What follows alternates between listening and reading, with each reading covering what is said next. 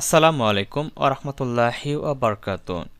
আওয়াল ক্রিয়েটিভের পক্ষ থেকে আপনাদের আরও একটি নতুন টিউটোরিয়ালে স্বাগতম। আজকে আমরা শিখব কিভাবে অ্যাডোবি ইলাস্ট্রেটর দিয়ে এই ধরনের টেক্সট ইফেক্টগুলো তৈরি করা যায়, অর্থাৎ 3D inflated drip text effect তৈরি করতে পারি। তার সম্পূর্ণ প্রসেসটি স্টেপ বাই স্টেপ। আপনি যদি আগে থেকে এই ধরনের ডিজাইনগুলো সম্পর্কে জানেন তাহলে আপনি ভিডিওটা স্কিপ করতে পারেন, আর যদি না জানা থাকে কিভাবে এই ধরনের ডিজাইনগুলো তৈরি করতে হয় তাহলে অবশ্যই ভিডিওটা শুরু থেকে শেষ পর্যন্ত দেখবেন। আশা করি এখান থেকে নতুন কিছু শিখতে পারবেন, নতুন কিছু জানতে পারবেন ইনশাআল্লাহ। চলো শুরু করি। ফার্স্ট অফ অল আমি এখানে একটা নতুন লেয়ার তৈরি করে নিচ্ছি এবং আগের যে লেয়ারটা রয়েছে আমি এখান থেকে আগের লেয়ারটাকে অফ করে দিচ্ছি। মূলত আমি নতুন লেয়ারের মধ্যে আপনাদেরকে ডিজাইনটা তৈরি করে দেখাবো। তো আপনাদের প্রথম কাজ হচ্ছে যে টেক্সটের উপরে আপনি ডিজাইনটা করবে সেই টেক্সটটাকে লিখে ফেলা। তো আমি এখান থেকে টাইপিং টুলে ক্লিক করলাম, তারপরে আপনি যে ফন্ট দিয়ে লিখতে চাচ্ছেন সেই ফন্টটাকে সিলেক্ট করে নেবেন। তো এখান থেকে আমি একটা ফন্ট সিলেক্ট করে নিচ্ছি, আমি এই ফন্টটা দিয়ে ব্যবহার করব। আপনি আপনার মতো করে যে কোনো একটা ফন্ট সিলেক্ট করে নিতে পারেন। তারপর এখানে লিখলাম আমি 1, লেখার পরে এটাকে আমি একটু সাইজটা বড় করে দিচ্ছি, এভাবে দিলাম। ওকে, তো আপনি কিন্তু আপনাদের মতো করে যে ফন্টের উপর লিখতে চাচ্ছেন সেই ফন্টটাতে লিখবেন। তো এটাকে আমি লেখা শেষ হয়ে গেলে এটাকে সিলেক্ট করে মাউসের রাইট পাশে ক্লিক করব, দেন এখান থেকে ক্রিয়েট আউটলাইন করে দিব। তো এটা আমাদের শেপে কনভার্ট হয়ে যাবে। দেন আমি এখান থেকে চলে যাচ্ছি উইন্ডো মেনুতে, পাথ ফাইন্ডার, দেন এটাকে ইউনাইটেড করে দেবো, মানে সবগুলো মিলে একটা হয়ে যাবে। ওকে, এই জায়গায় রাখি এবং এটাকে আরেকটু বড় করে দেই, এটুকু রাখলাম। এখন আমরা প্রথমত যেটা করব যে এটাতে আমরা একটা ড্রপ শেডের জন্য পরে, ঠিক আছে, তো সেই জন্য কিছু ইফেক্টস করব। তো তার জন্য আমি এখান থেকে রেক্ট্যাঙ্গেল টুলটাকে সিলেক্ট করে নিচ্ছি। প্রথমত ধরেন যে আমি এই জায়গা থেকে শুরু করব, এভাবে ড্রাগ করে এরকম একটা শেপ নিলাম। তারপরে আবার এই জায়গা থেকে ইলিপস টুলটাকে সিলেক্ট করে শিপ বাটন ধরে এভাবে একটা ইলিপস ড্র করে নিলাম, লাইক দিস। এটুকু তো আপনি আপনার মতো করে আর কি এটাকে অ্যাডজাস্ট করে নেবেন, সাইজটা ছোটো বড়ো করে নেবেন। দেন ওই দুইটাকে একসাথে সিলেক্ট করে প্রথমত এখানে মিডল করে দেব। মিডল করার পরে আমি এই দুটো কপি করব। এই দুইটাকে প্রথমত আমরা এখানে ইউনাইটেড করে দেবো, পাথ ফাইন্ডার থেকে এটাকে ইউনাইটেড করে দেবো, তো এটা একত্র হবে।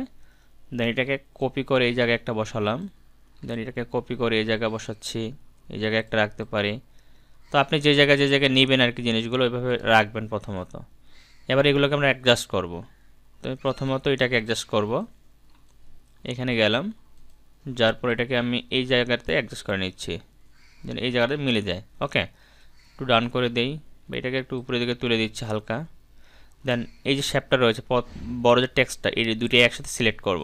সিলেক্ট করে পাথ ফাইন্ডারে যাব, এটাকে নিয়ে ইউনিট করে দেব। তারপর ডাইরেক্ট সিলেকশন টুলে ক্লিক করে এই দুইটা অ্যাঙ্কর পয়েন্ট ধরবো, এটাকে এভাবে রাউন্ড করে দেব, এরকম একটা ড্রপ শেড ইফেক্ট আসবে। দেন এই অ্যাঙ্কর পয়েন্টটাকে সিলেক্ট করব, করে এটাকে আমরা এইভাবে মিলাই দেব, তাহলে এটার সাথে অ্যাডজাস্ট হয়ে যাবে। দেন এটাকে আমরা হালকা একটু রান করে দিতে পারি এইভাবে, তাহলে মনে হবে কি এটা থেকে সুন্দরভাবে অ্যাডজাস্টটা পড়তেছে। ওকে, দেন আমরা এটাতে আসব, এটা আপনি কোন জায়গায় রাখতে চাচ্ছেন একটু ড্র্যাগ অ্যান্ড ড্রপ করে আপনি এটাকে অ্যাডজাস্ট করবেন আর কি। ওকে, তো ধরেন যে আমি এটাকে মিডল বরাবর এই জায়গাতে রাখতেছি, এই জায়গাতে রাখি।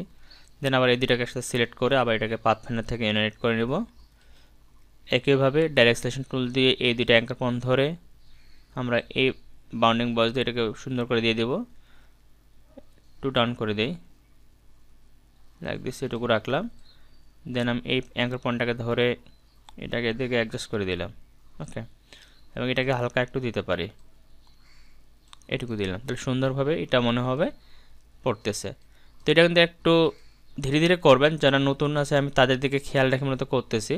যেমন আমরা এটাকে একটু রান করে দিতে পারি, যেখানে কর্নারটা একটু কেমন যেন দেখাচ্ছে, এটাকে একটু স্পিড করে রান করে দিলাম। ওকে, দেন এটাকে আমি এই জায়গায় রাখি, একটু জুম আউট করে নিই, দেখি যে সাইজটা ছোটো বড়ো যদি একটু করতে চাই এটাকে হালকা একটু উপরের দিকে তুলে দিই।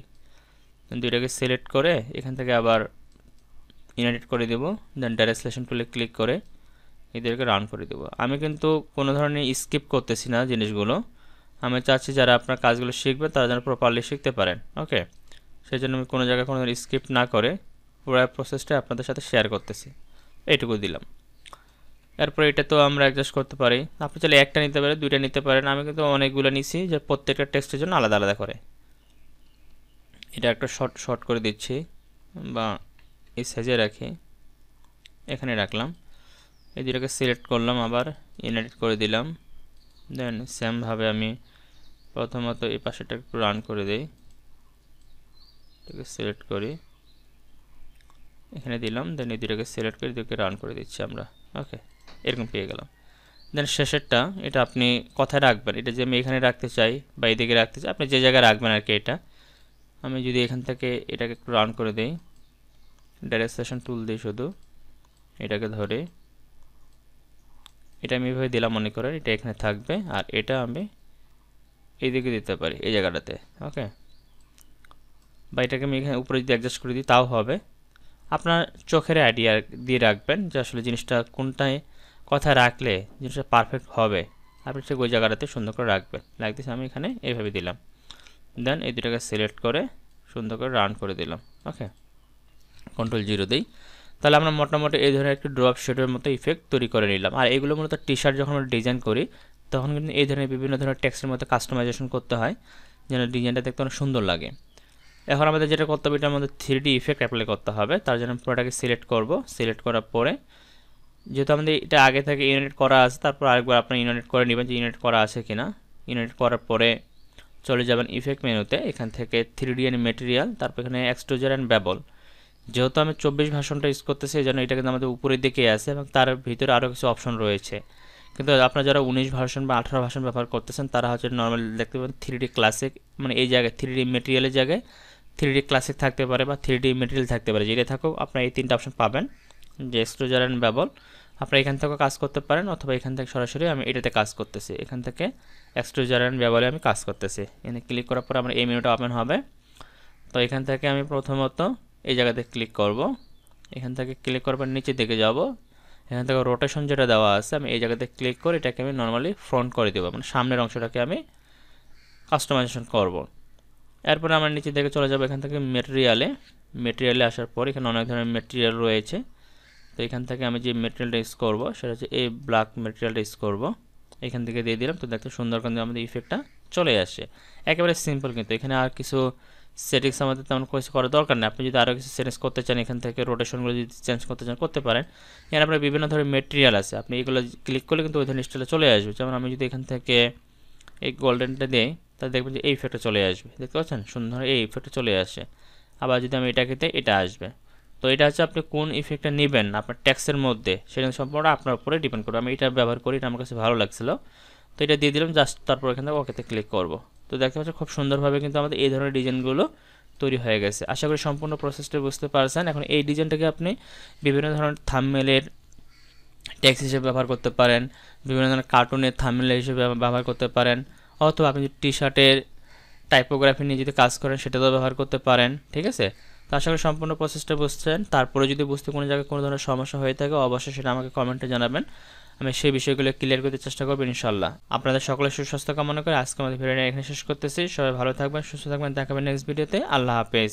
আর পেজে বা চ্যানেলে নতুন হয়ে থাকলে অবশ্যই পেজটিকে ফলো করে রাখবেন। ইউটিউব চ্যানেলে দেখে থাকলে ইউটিউব চ্যানেলকে সাবস্ক্রাইব করে রাখবেন। ধন্যবাদ সবাইকে।